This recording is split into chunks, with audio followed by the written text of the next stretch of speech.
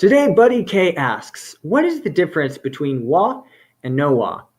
Specifically, he's asking, why do we have to use no wa after a verb in Japanese when it's part of the subject of a sentence? The reason why, buddy, is because this is actually a verb clause. And here's another example I can give. We do this in English too, but we don't indicate it. So just like in most of Japanese, there are things that are indicated through particles that we don't talk about or show in English. Here's the example. So let's say that I want to tell you that I'm taking a picture. I just say, I'm taking a picture. Notice that that is describing what I am doing. However, if I say, this is a picture I took. This is not a picture I took, by the way. This is a picture I took. If I say that, then what I'm doing is I am describing the picture. That is this is very different from saying that I am taking a picture. Similarly, we don't have to talk about just pictures. We can talk about the act itself. So let's take a look at the two sentences that you've provided. いろいろな外国人を見ているは面白かったです. And I stuck a des on there. There's no des in reality. There could be, but that's formal here. So why is wa not going to work? Because this actually doesn't mean anything in Japanese. We actually have to indicate through the verb clause particle, no wa, that I'm talking about the act of watching foreigners, diverse foreigners, which is interesting. So that's why this doesn't work. I want to talk about the act. I'm not telling you what I'm doing. So that is why what we want to say is いろいろな, I'm going to use a green circle today. いろいろな外国人を見ているのは面白かった. So I'm describing the act of looking at or watching a diverse number of a variety of foreigners, which is interesting. Cool.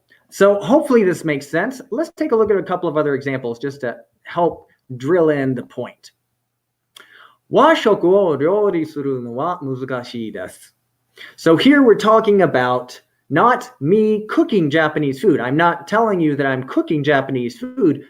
I'm trying to tell you that the act of cooking Japanese food is difficult. Note that distinction. Otherwise, I would say 和食を料理している or 料理をしています。和食を料理しています. That's a big difference. So 和食の料理をしています might be a little bit more usual. Let's take a look at another one. お菓子だけを食べるのは体にダメです. So we're talking about candy and the act specifically of eating only candy. That's no good. That's not good for your body. It's not good for you. So eating only candy is not good for you. But I'm not telling you I'm just eating candy. So that again are a couple of examples. And I want to add one other thing in here. And I can't type in Japanese at the moment because I'd have to switch programs to do that. But you can also use koto. So for example, 和食を料理することは難しいです. You might want to experiment with this a little bit and ask your Japanese friends about this. But the main difference between koto, suru koto, versus suru no wa is no wa tends to be a bit more concrete. I'm usually thinking of a concrete experience or the concrete experiences I've had in my life of cooking Japanese food. Koto usually means for everybody. So I might be talking about something you do, cooking traditional Japanese food, or other people do, things like that. So something to experiment with. One other thing to draw a clear distinction between is no wa and this, which is not a verb clause. 彼は全く悪い人のです. We say no des sometimes in Japanese in order to really drive home a point, but it is not the same as a verb clause. So be sure not to get those mixed up.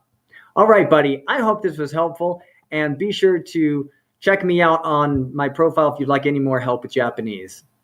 じゃあ、またね。